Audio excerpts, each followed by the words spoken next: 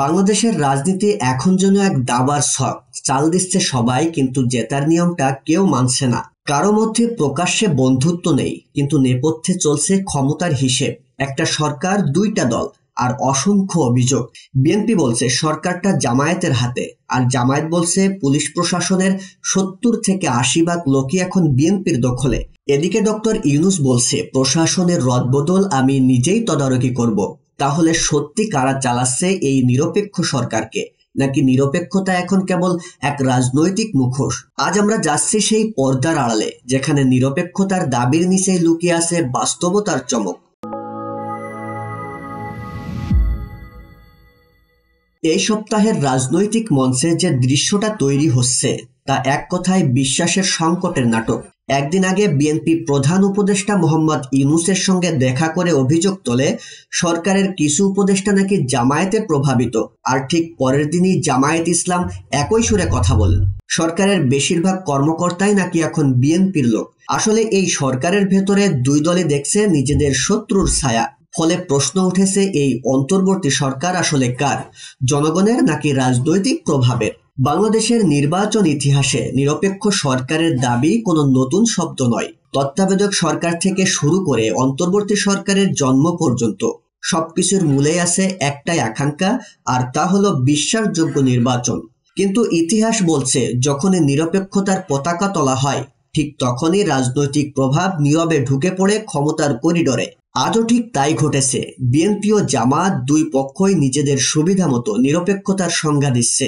এর ফলাফল আসলে কি দেখা যাচ্ছে? মোট কথা, জনগণ বিভ্রান্ত হচ্ছে, প্রশাসন চাপে পড়তেছে, আর প্রধান উপদেষ্টা হয়ে যাচ্ছেন রাজনৈতিক টানাপোড়েনের কেন্দ্রবিন্দু। একটি সরকার যদি প্রতিটি দিক থেকে দলীয় প্রভাব মুক্ত না হয়, তাহলে সেটি কিভাবে জনগণের আস্থার প্রতীক হবে? জামায়াত দাবি করছে পুলিশ ও প্রশাসনের 70 থেকে 80% কর্মকর্তা বিএনপির ঘনিষ্ঠ। অন্যদিকে বিএনপি বলছে কিছু উপদেষ্টা জামায়াতের হয়ে কাজ করছেন।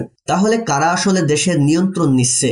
যারা ক্ষমতায় নেই, নাকি যারা ক্ষমতার খুব কাছে থেকে নিরপেক্ষতার মুখোশ পরে প্রভাব বিস্তার করছে? এই প্রশ্নের উত্তর যদি না পাওয়া যায়, তাহলে আগামী নির্বাচন কোনোভাবেই বিশ্বাসযোগ্য নির্বাচন হবে না। আসলে এই রাজনৈতিক দাবি দেওয়ার ভেতরে হারিয়ে যাচ্ছে সাধারণ মানুষের কণ্ঠস্বর। যে জনগণ ভোট দেয়, যে জনগণ পরিবর্তন চায়, তাদের কাছে একটাই প্রশ্ন, আমাদের জন্য আসলে কে কাজ করছে? যদি সরকার পক্ষপাতদুষ্ট হয়, যদি প্রশাসন বিভক্ত হয়, তাহলে জনগণ দাঁড়াবে কোথায়? গণতন্ত্র কি তখনও টিকে থাকবে, নাকি দলীয় অনগত্যে ডুবে যাবে পুরো রাষ্ট্রযন্ত্র? আজ যে সরকারকে বলা হচ্ছে অন্তর্বর্তী, আগামীকাল ইতিহাস হয়তো তাকে মনে রাখবে পরীক্ষিত সরকার হিসেবে, যারা চেয়েছিল নিরপেক্ষ হতে কিন্তু আটকে পড়েছিল রাজনৈতিক প্রভাবের জালে। প্রধান উপদেষ্টা বলছেন নিরপেক্ষ নির্বাচন নিশ্চিতে সব পদক্ষেপ নেওয়া হবে, কিন্তু সত্যিকারের প্রশ্নটি রয়েই যায়, এই নিরপেক্ষতা কি সিদ্ধান্তে নাকি শুধু কথায়?